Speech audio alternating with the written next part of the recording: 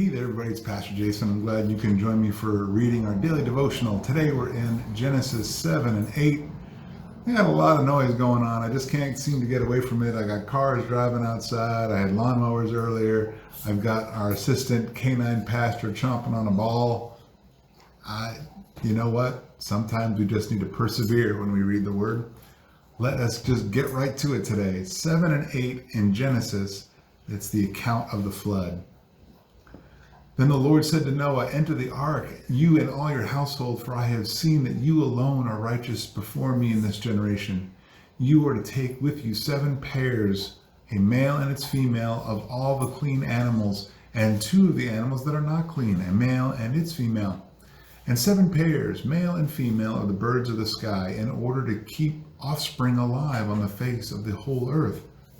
7 days from now I will make it rain on the earth for 40 days and 40 nights, and I will wipe off from the face of the earth every living thing that I have made." And Noah did everything that the Lord commanded him. Noah was 600 years old when the flood came and the water covered the earth. So Noah, his sons, his wife, and his sons' wives entered the ark because of the waters of the flood. From the clean animals, unclean animals, birds, and every creature that crawls on the ground, 2 of each, male and female, entered the ark with Noah, just as God had commanded him. 7 days later, the waters of the flood came on the earth.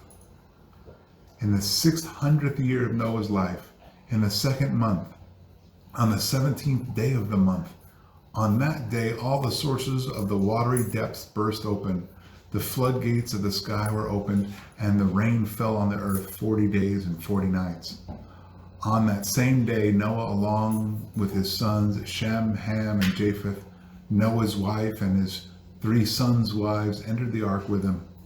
They entered it with all the wildlife according to their kinds, all livestock according to their kinds, the creatures that crawl on the ground according to their kinds, all birds, every fowl, and everything with wings according to their kind. 2 of all flesh that has the breath of life in it entered the ark with Noah. Those that entered, male and female of all flesh, entered just as God had commanded him. Then the Lord shut him in. The flood continued for 40 days on the earth. The waters increased and lifted up the ark so that it rose above the earth. The waters surged and increased greatly on the earth. The ark floated on the surface of the water. Then the waters surged even higher on the earth, and all the high mountains under the whole sky were covered. The mountains were covered as the waters surged above them more than 20 feet.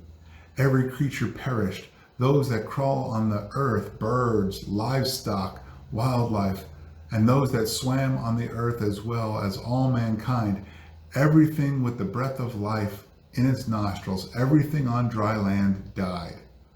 He wiped out every living thing that was on the surface of the ground, from mankind to livestock, to creatures that crawl, to the birds of the sky, and they were wiped off the face of the earth. Only Noah was left, and those that were with him in the ark. And the waters surged on the earth 150 days. Chapter 8. God remembered Noah as well as all the wildlife and all the livestock that were with him in the ark. And God caused a wind to pass over the earth, and the water began to subside. The sources of the watery depths and the floodgates of the sky were closed, and the rain from the sky stopped. The water steadily receded from the earth, and by the end of 150 days, the water had decreased significantly. The ark came to rest in the 7th month, on the 17th day of the month, on the mountains of Ararat. The waters continued to recede until the 10th month. In the 10th month, on the 1st day of the month, the tops of the mountains were visible. After 40 days, Noah opened the window of the ark that he had made. He sent out a raven. It went back and forth until the waters had dried up from the earth. Then he sent out a dove to see whether the water on the earth's surface had gone down, but the dove found no resting place for her foot. She returned to him in the ark because the water covered the surface of the whole earth. He reached out and brought her into the ark to himself. So Noah waited 7 more days and sent out the dove from the ark again. When the dove came to him at evening, there was a plucked olive leaf in her beak. So Noah knew that the water on the earth's surface had gone down. After he had waited another 7 days, he sent out the dove, but she did not return to him again. In the 601st year, in the first month, on the first day of the month, the water that had covered the earth was dried up. Then Noah removed the ark's cover and saw the surface of the ground was drying. By the 27th day of the second month, the earth was dry. Then God spoke to Noah, "Come out of the ark, you, your wife, your sons, and your sons' wives with you. Bring out all the living creatures that are with you, birds, livestock, those that crawl on the ground, and they will spread over the earth and be fruitful and multiply on the earth." So Noah, along with his sons, his wife, and his sons' wives, came out. All wildlife, all livestock, every bird, every creature that crawls on the earth came out of the ark by their groups. Then Noah built an altar to the Lord. He took some of every kind of clean animal and every kind of clean bird and offered burnt offerings on the altar. When the Lord smelled the pleasing aroma, he said to himself, "I will never again curse the ground because of man, even though man's inclination is evil from his youth, and I will never again strike down every living thing as I have done. So long as the earth endures, seed time and harvest, cold and heat, summer and winter, day and night will not cease." Well, the account of the flood, I find it really incredible to think about how, Noah and his family, like Noah was the only righteous one in all of the world. And it just impresses on my heart how important God considers righteousness, how terrible he considers sin. And I love the provision of the Lord. He knows that Noah's going to want to offer sacrifice on the altar.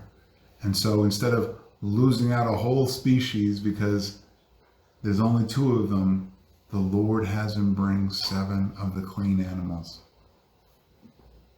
And then Noah uses a few of them for the sacrifice on the altar. And this is all before the sacrificial system is even instituted. Noah prepares a pleasing aroma. That's an interesting thought too. Why? Because in the New Testament, we are told that our lives are supposed to be a pleasing aroma. Our lives are lives of sacrifice, and that sacrifice is to be a pleasing aroma to the Lord. What's your life? Is your life a stink, or is it an aroma? Go on out, be blessed, be a blessing to those that you interact with this week, and I will see you tomorrow with Genesis 9 and 10.